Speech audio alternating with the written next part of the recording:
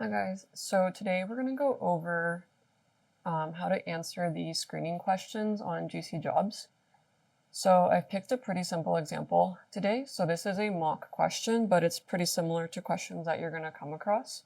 So I've kept it pretty simple and vague on purpose. So the question today is, do you have experience delivering training?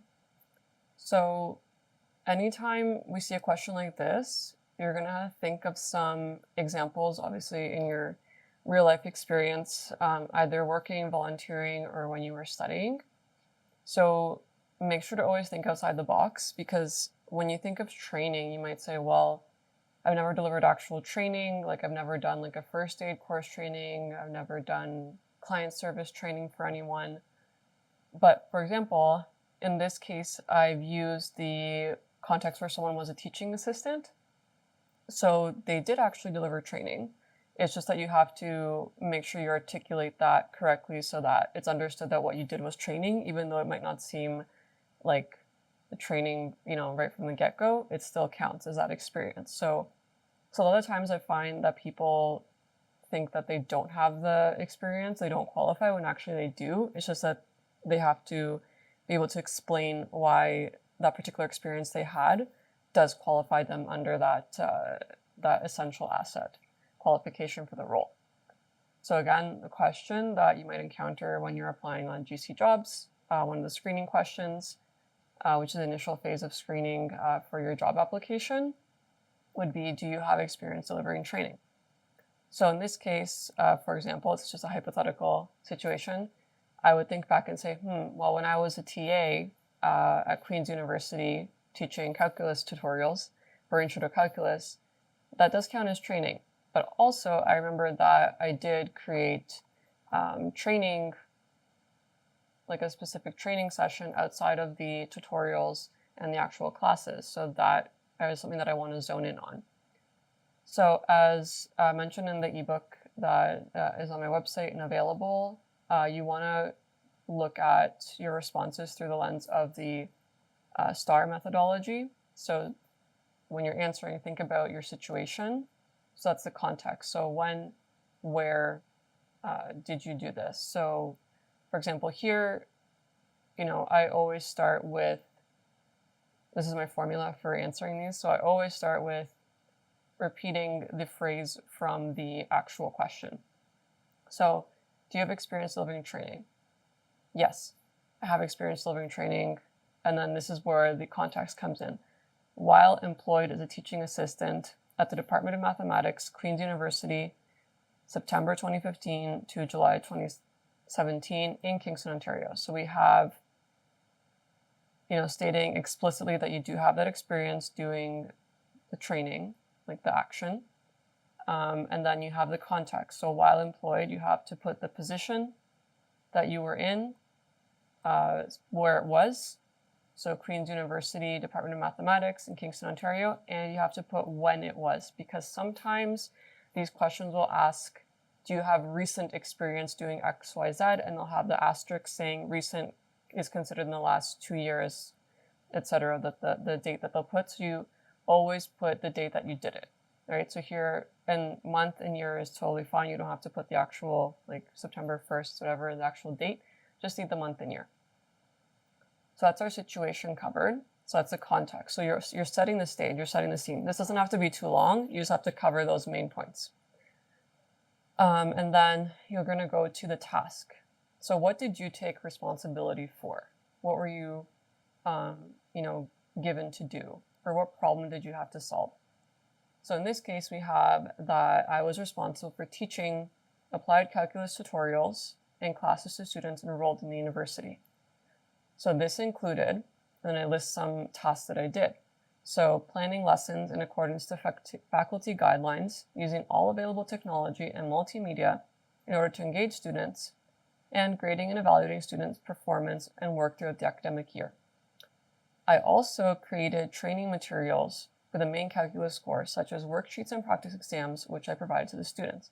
So here we go from more general responsibilities, kind of again, there is the task, but you're also kind of still setting the context. So you can see how the flow is important. So you don't have to keep it like super separate. You just need to make sure you have that flow. So you're going from setting the stage, and from more generic to more specific, going towards that actual training, training experience that we're going for. But you need them to understand where it's coming from, because when you're answering these, you always want to be, even saying more than you think you have to say. So assume that they know nothing. They don't know what, a teaching assistant does. They don't know where this is, what's going on. You have to really, really make it clear and never assume that the evaluators know anything, right? Because they want to make sure you know how to present that information to them. So here, we kind of go through what a teaching assistant does at Queen's University, and then we go into that, that specific part about making training materials and creating them. And then we get to the action part of the STAR methodology. So what did you do to accomplish the goal? So this is like the meat of your answer. You really, and I always like to do, when I'm doing these specifically for government screening questions, I like to put that for example. So I like to go, again, like writing an essay in high school, like you go from more generic to very specific. So we're going from, I was delivering training as a teaching assistant, general teaching assistant responsibilities, and then going into the training portion, like that subsection of my responsibilities that is pertinent to the question for the asset that they're looking for. And then I go into the very specific example I'm going to use. That's going to be the specific actions I took. And then, for this one also, I might even add, what you can do is you can even add the actual kind of time frame for that specific action. So I'm going to add that in. So I'm going to say, for example, let's see if we're, take off the bold, for example, in September 2015, I started, that'll be even better. I started offering, because then you're pinpointing the exact time that you did that specific action, when that specific example took place. So you could say, for example, in September 2015, I started offering a specific introduction to calculus. We don't need that. Offering introduction to calculus training sessions to my students who wish to jumpstart their math skills at the beginning of the academic year. I prepared a specialized hour-long training session, so again, hitting that training keyword and experience, which utilized a variety of methods based on the current teaching methodology standards in order to help students improve their basic calculus skills to help bridge the knowledge gap between high school and post-secondary level calculus. So you might note there's a bit of a run-on sentence in these, but it's okay. Like I said, more information is better than none. I created and presented a PowerPoint slideshow that covered the main prerequisite knowledge for the calculus course, various mock exam questions, and how to solve them step by step. I also drafted and printed out an Introduction to University Level Calculus guide for my students as a complement to the PowerPoint presentation so they could have a resource to take home. So these are all various actions that I took, and I'm listing them all out in detail. Like I said, don't assume that they know what an Introduction to University Level Calculus guide would be for, and what your training here would be doing. So basically you are going over those specific actions, and you want this to be one of the bigger portions of your answer because you really want to go into the nitty-gritty of that, right? So I'm keeping this one pretty simple, but you can, if you have a very specific, case that has the asset is much more detailed, you're going to have more, obviously. And I always say better to write more than less with these, because you're not going to be punished for giving more information unless, let's say, for example, the only thing you have to keep into consideration is if there's a character limit on some of the responses. Some do, some don't. So yeah, I would always write more than less, for sure, and give more context than less context. So this one I'm pretty much, again, going from general to specific to more specific to my example, which is very specific. And then we're going to move on to the results. So a lot of people forget this when doing their screening question answers. They forget to give they write out everything they did and all the amazing experience they have that's relevant to the question or the asset, but then they don't put what the outcome was. So this is very, very important. So, because they want to know, okay, you did all this, but what was the point? Like, what happened because of that? You know, what was the result? So here we have the trainings were successful, with students noting an improvement in their ability to successfully complete exams and quizzes. I also received feedback from students that the PowerPoint presentation and guide given at the beginning of the year helped them refresh their calculus skills from high school, so they felt more comfortable during their first university level calculus classes. Given this positive feedback, the course professor advised that going forward, he will encourage all teaching assistants to make my Introduction to Calculus guide available to their students at the beginning of the school year.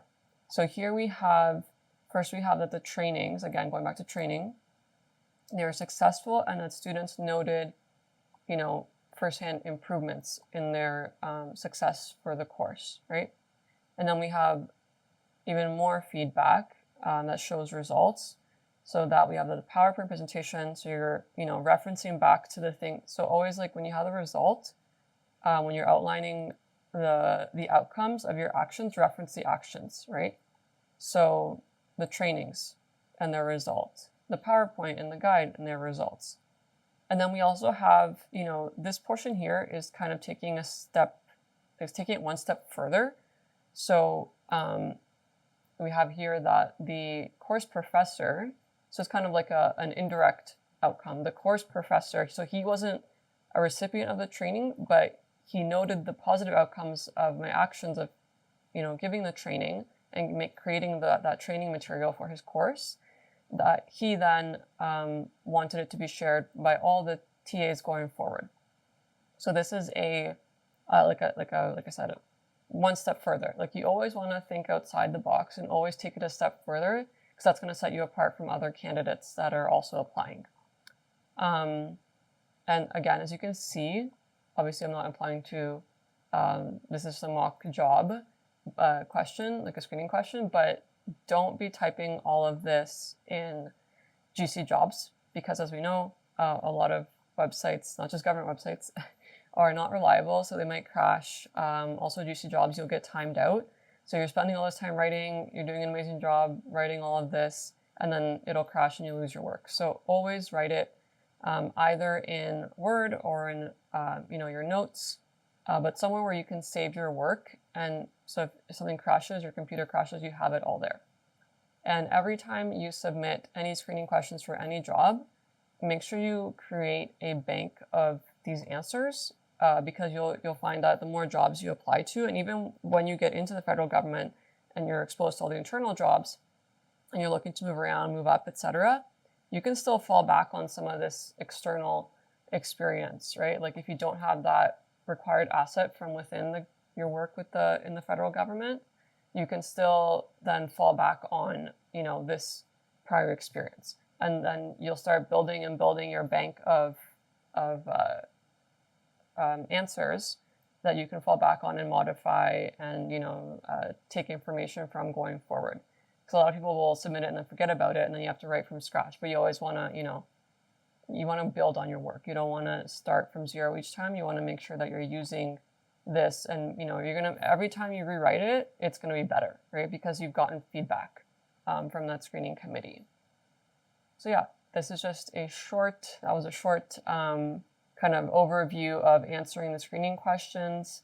Again, take a look at my ebook, From Application to Offer, which kind of, you know, goes over how to apply for government jobs in the Canadian civil service. You know, it's more of an introduction, so it's more for those looking to get into the federal service externally, so those who are coming from the private sector or students looking to get their first government job. And then we'll be releasing more specific material, more examples that we'll go over in the future. But I wanted to provide this just because, you know, the screening questions is the first point of contact that the recruiters and the assessors will have with you. So if you don't answer these well, you're going to get screened out right away. So this is your first kind of opportunity to really present yourself and what you have to offer. Like, they're not going to be reading your resume in detail right away, so I don't even think they sometimes read your resume. Everything is going at the screening questions, and then when you get to the interview, that's when that different panel is going to actually be looking at your resume. So you have to sell yourself in these questions. So always include everything. Don't assume that they're going to read your resume. Don't assume that they're going to check your LinkedIn. They're not. Everything that you need to show them needs to be in the screening question answers. So thank you for watching the video and stay tuned for more resources.